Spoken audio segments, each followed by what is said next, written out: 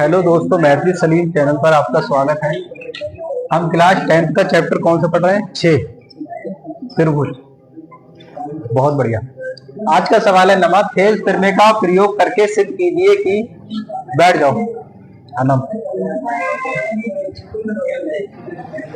Thales प्रमेय का प्रयोग करते के सिद्ध कीजिए कि त्रिभुज की एक भुजा के मध्य बिंदु से एक अन्य भुजा के समांतर खींची गई रेखा तीसरी भुजा को समद्विभाजित करती है। ठीक है, थेल्स प्रमेय का प्रयोग करके सिद्ध कीजिए त्रिभुज की। तो पहले आप त्रिभुज बना लो। ये आपने त्रिभुज बना लिया, बन गया। ए बी सी डी एक त्रिभुज हो गया हमारा। एबीसी एक त्रिभुज हो गया। थेल्स प्रमेय का प्रयोग करके एक त्रिभुज की, तो त्रिभुज ये हो गया। एक भुजा के मध्य बिंदु से एक अन्य भुजा के समांतर, तो इस भुजा का मध्य बिंदु ले लो। वालेकुम अस्सलाम, बैठ जाओ। वालेकुम, तशरीफ रखिए जल्दी। हाँ, तशरीफ का टुकड़ा 4-6 जगह रखिए।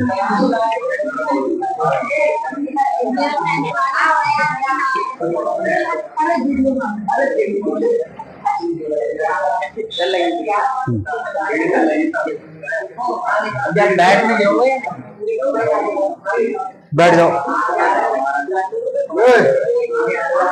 सहब रजा, बैठो। सहज इधर बैठ जाओ। सुने,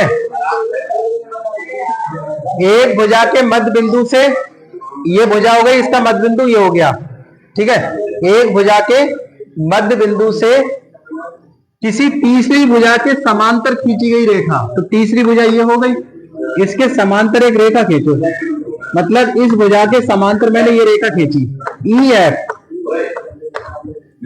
देखो ध्यान से सुनो, इस भुजा के समांतर रेखा खींची मैंने ये, और इस वाली भुजा के मध्य बिंदु से खींची। इसका मतलब ये भुजा और ये भुजा बराबर है।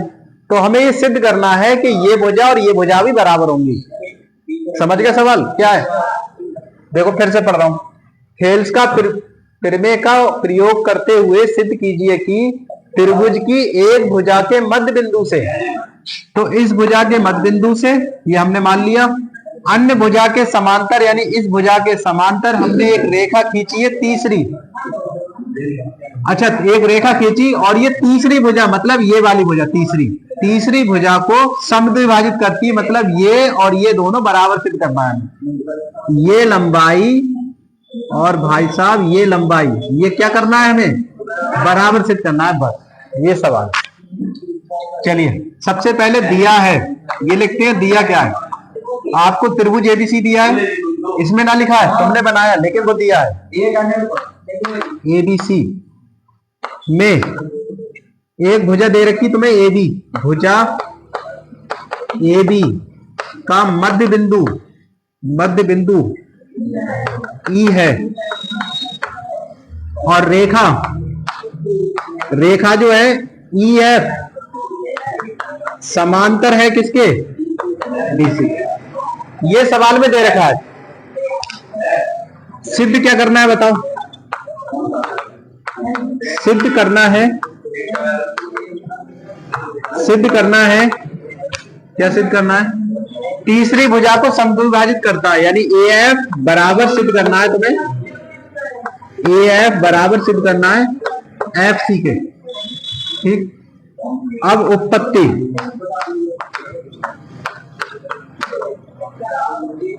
ये समझ में आया? ये भुजा इसके समांतर सिद्ध करनी है। बहुत दिनों में आ रहा होगा। हाँ, बढ़िया, अभी बारात जरूरी है। उत्पत्ति देखो, उत्पत्ति कैसे करेंगे?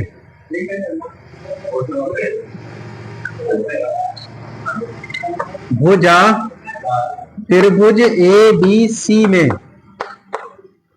त्रिभुज ए बी सी में दिया है, क्या दिया है हमें त्रिभुज एबीसी में? देखो ये भुजा एबी का मध्य बिंदु ई है। क्या दिया है? भुजा एबी का मध्य बिंदु ई है, ए बी का मध्य बिंदु ई दे रखा है, तो इसका मतलब क्या है? इसका मतलब है कि ये भुजा इसके बराबर है। मध्य बिंदु का मतलब ये और ये आपस में बराबर है कि ए ई बराबर है किसके? ई बी के। दूसरी भाषा में कहें, यही भाषा में करो, ई बी इसके बटे में ले लो, तो ए ई बटे ई बी की वैल्यू कितनी आ गई? 1 आ गई। अब पुनः देखते हैं। अच्छा, तथा यहां लिखो, यहां एक बात और समझिए कि ई एफ समांतर किसके है? बीसी के। तब थेल्स प्रमेय से, थेल्स की प्रमेय से बताओ अलीशा, थेल्स की प्रमेय क्या है? ए ई बटे ई बी ए एफ बटे एफ सी। बहुत ही बढ़िया।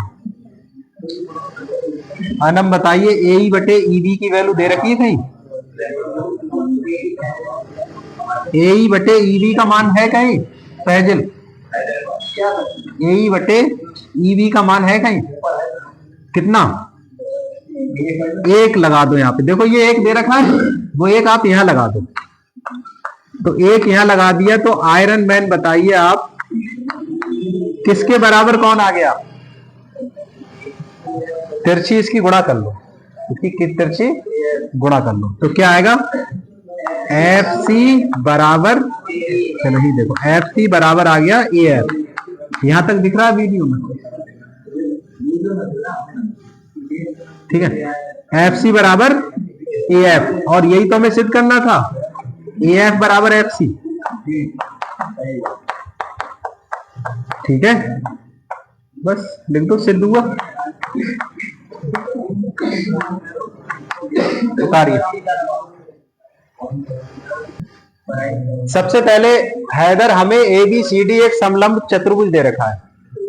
तो समलंब चतुर्भुज वो होता है जिसमें दो भुजाएं नहीं समांतर होती हैं। बराबर नहीं कहेंगे सैफ भाई, बराबर तो बिल्कुल नहीं कह सकते हम, समांतर बोलेंगे। तो ये समलंब चतुर्भुज हो गया।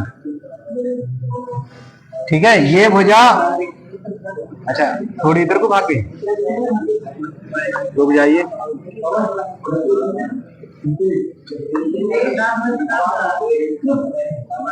अब भाई क्या करें, हम पे स्केल थोड़ी ना है।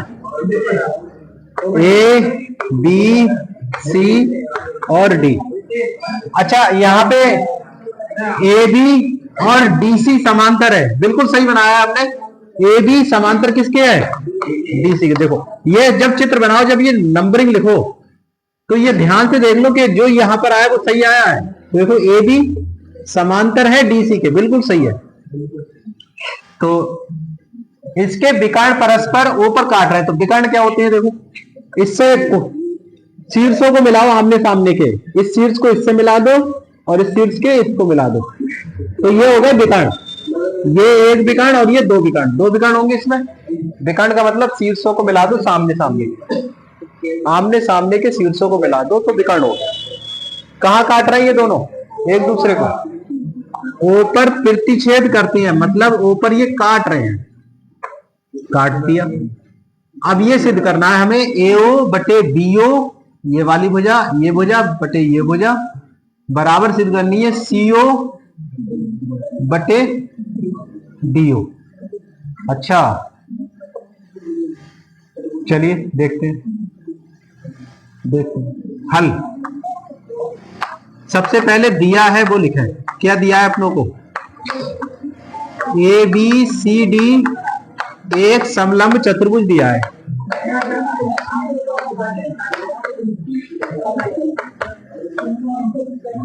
एक समलंब चतुर्भुज है, ए बी सी डी एक समलंब चतुर्भुज है जिसमें ए बी समांतर डी सी दे रखी है, लिख दो यहां पे। और विकर्ण, विकर्ण ऊपर काटते हैं, ऊपर काटते हैं, ये बात दे रखी है सवाल में। सिद्ध क्या करना है वो यहां लिख दो। सिद्ध करना है, क्या सिद्ध करना है, ये लिखा है सिद्ध करना वाला, लिख दो यहाँ पे AO बटे बराबर CO बटे D, लिख गया। इसके बाद रचना, अगर जरूरी है तो लो वरना मत लो, तो यहाँ पे रचना करना पड़ेगी अपनों को। एक ऐसा कर रहे हैं, O से एक समांतर रेखा खींच रहे हैं, इस वाली AB के समांतर एक हम रेखा खींच रहे हैं, डॉट डॉट रचना है, इस वजह से डॉट डॉट अपनी तरफ से खींच रहे हैं। इसका नाम डाल दे रहे हैं, चलो M डाल दो, MO, ठीक है। रचना में लिखेंगे रेखा MO भुजा AB तथा, अच्छा AB और DC आपस में समांतर है, तो यहाँ पे चाहे AB के समांतर लिख दो, चाहे DC के लिख दो, चाहे दोनों के लिख दो, बात एक ही है। अरे ये तो आपस में है ही समांतर। अब ये रेखा चाहे तो इसके समांतर लिख दो आप, चाहे इसके लिख दो, दोनों की ही हो जाएगी वो, क्योंकि ये तो पहले से हो गए, हो जाएगी पंडित जी। MO भुजा AB तथा DC के समांतर है, इसका मतलब है कि MO हमने पैरेलल ले लिया AB के, या फिर MO पैरेलल ले लिया हमने DC के।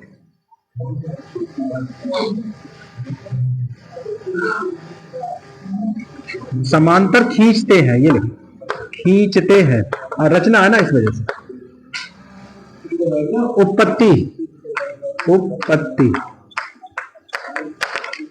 उत्पत्ति में ध्यान से देखें, देखो जो हम त्रिभुज बनाए उस पर गौर करना है आपको, ठीक है। देखिए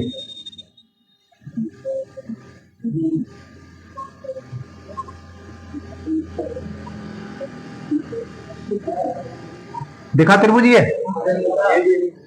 कौन सा त्रिभुज है, DAB। तो त्रिभुज DAB में,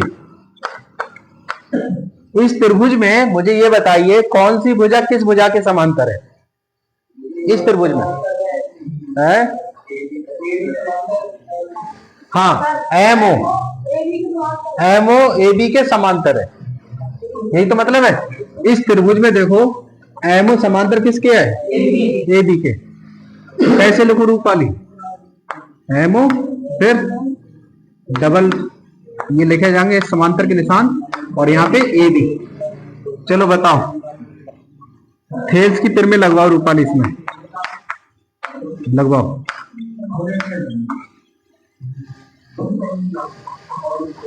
चलो आज हम हमर बताओ, थेल्स तिर में लगवाओ इसमें, इस त्रिभुज में आप थेल्स तिर में लगाए।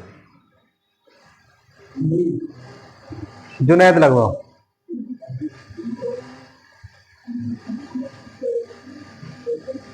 नहीं राम बाबू थेल्स तिर में लगवाओ इसमें।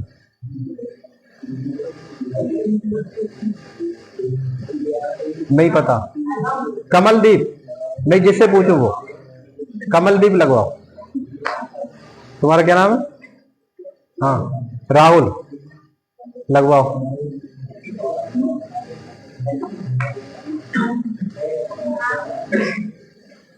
शाहनवाज लगवाइए। अमन, दिव्यांश थेल्स तिर में लगवाओ, इस त्रिभुज में लगवाओ थेल्स तिर में। शिवम लगवाओ। AM बटे, ना गलत हो गया, AM बटे MD, ना ना। पवन लगवाइए। हाँ बिल्कुल, DM बटे MA, बहुत बढ़िया। DM बटे, देखो यहां से देखो ना, ये तो इसके समांतर हो ही गई, तो आप इस सीट से चलोगे, DM बटे MA, DM बटे MA बराबर, बताओ पवन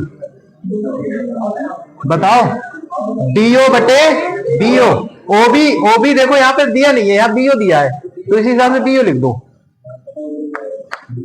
तो DO बटे BO, DO बटे BO, समीकरण नंबर 1 हो गई। अब त्रिभुज बचा कौन सा हमारा? अच्छा, अब ये वाला त्रिभुज दो, इसे हटा दो। चलो मैं ये निशान लगा रहा हूं, ये वाले।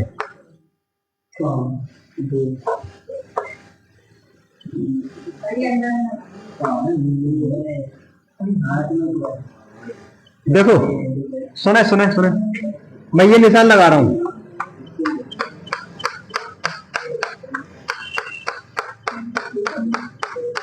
ठीक है, इस त्रिभुज में कौन सा त्रिभुज बनाया हमने? ये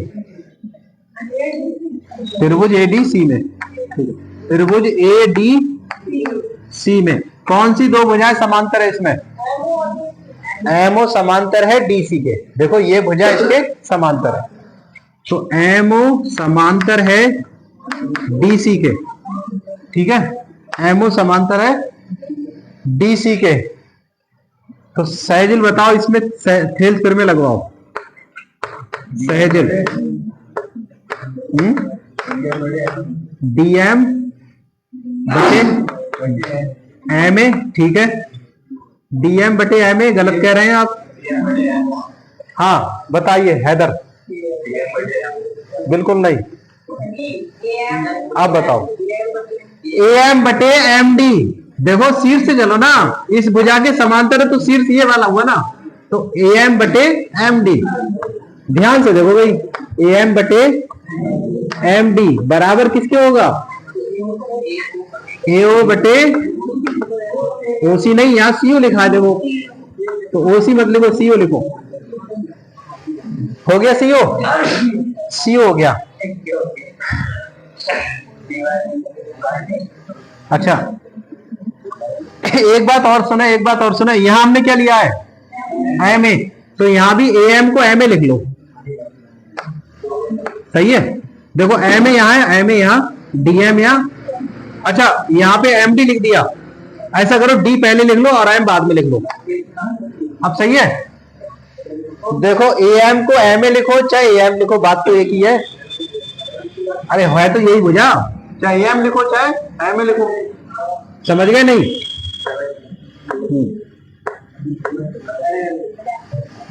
आगे बताइए।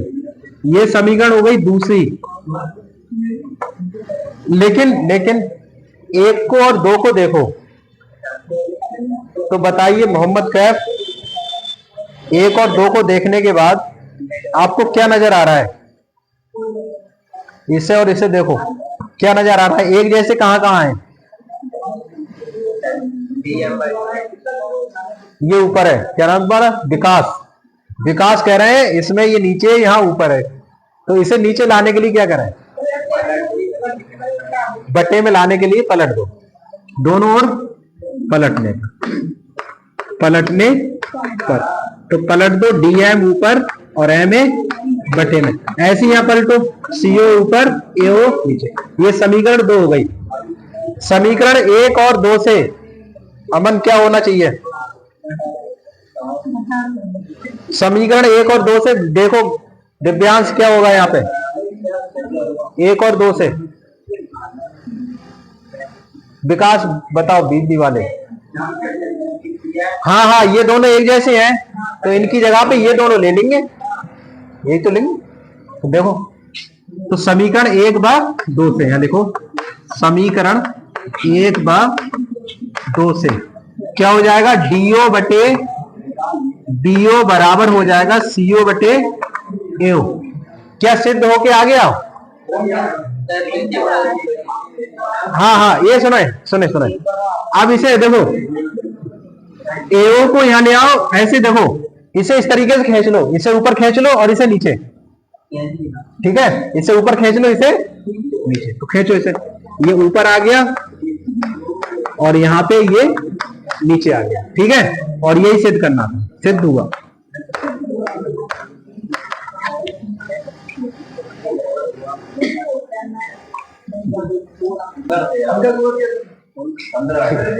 ध्यान से सुनो, ध्यान से।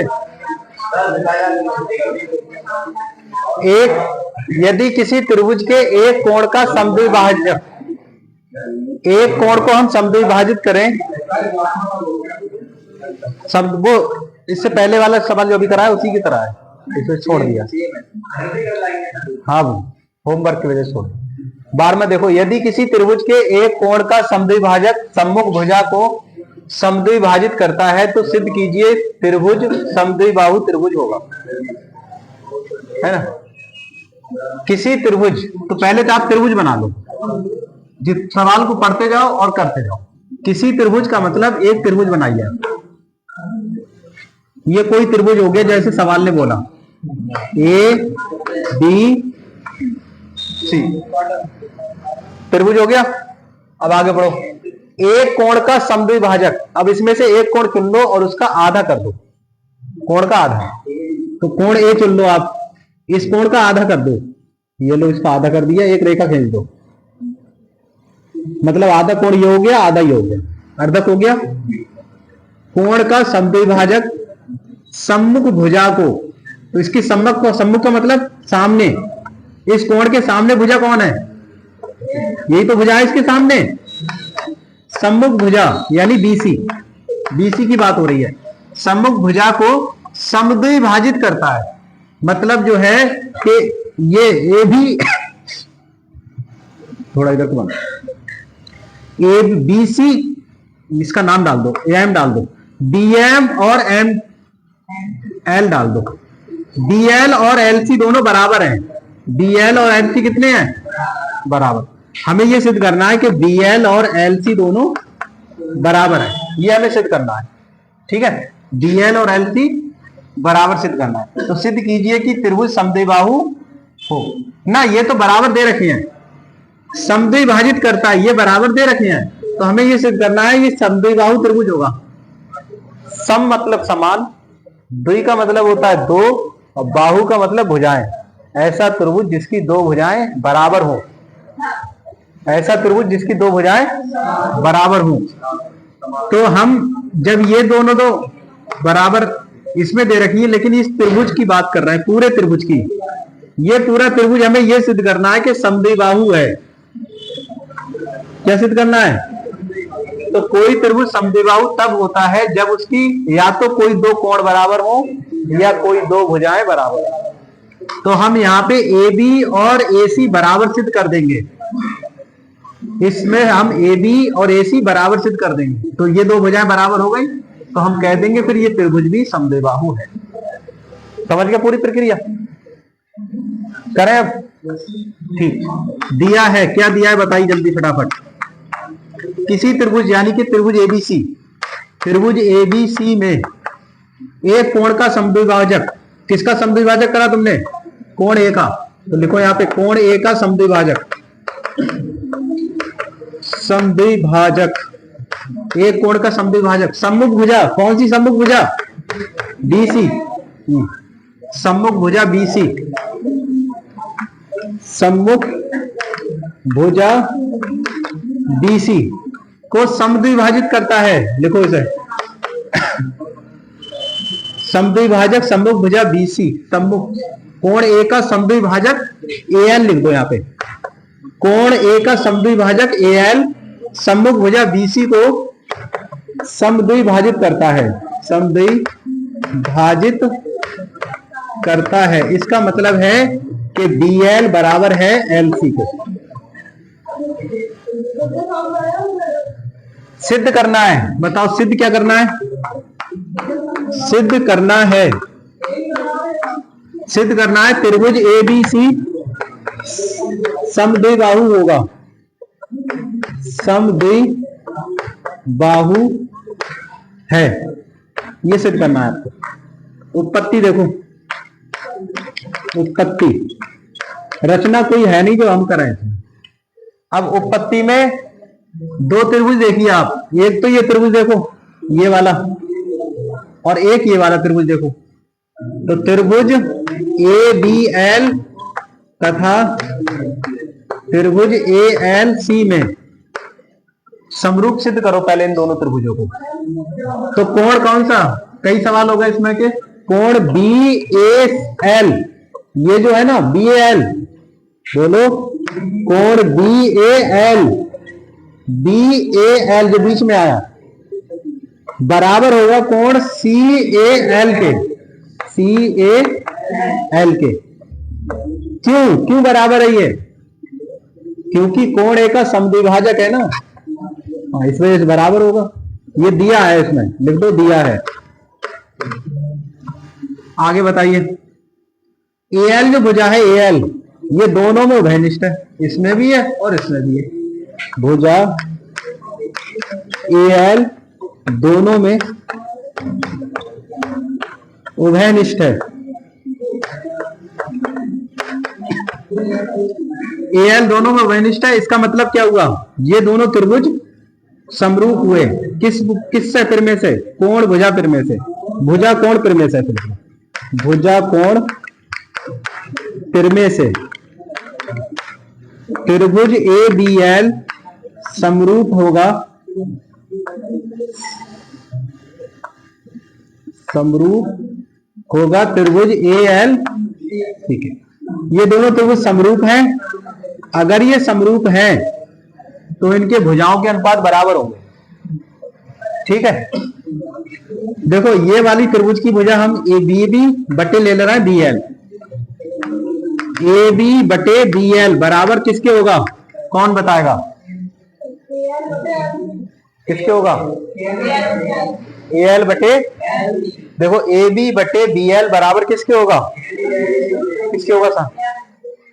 ए बी बटे बी एल बराबर होगा ए सी बटे सी एल, ए सी बटे सी एल के। बहुत बढ़िया। परंतु परंतु दिया है, क्या दिया है अपनों को? ये देखो दिया है बी एल बराबर किसके है? सी एल के लिखो चाहे एल सी के लिखो, एक ही बात है। सी एल या फिर सी एल, एल सी लिखा है, कोई बात नहीं, एल सी लिखो। बी एल बराबर एल सी हो गया, ये दिया है तो जो हाँ बी एल आ रहा है वहां पे एल सी लगा दो। बी एल की जगह क्या लगा दो? एल सी ऊपर लगा दो। तो ए बी बटे बी एल, बी एल की जगह लगाओ एल सी बराबर ए सी बटे, ये सी एल को भी एल सी लिख दो। तो एल सी से एल सी फिनिश, तो क्या बचा? ए बी बराबर ए सी, यानी ये भुजा इस भुजा के बराबर सिद्ध कर दी तुमने। इसका मतलब तुमने क्या सिद्ध कर दिया? त्रिभुज ए बी सी समद्विबाहु त्रिभुज है, त्रिभुज है। ठीक है, प्रूव्ड, सिद्ध हुआ। निकाल लीजिए।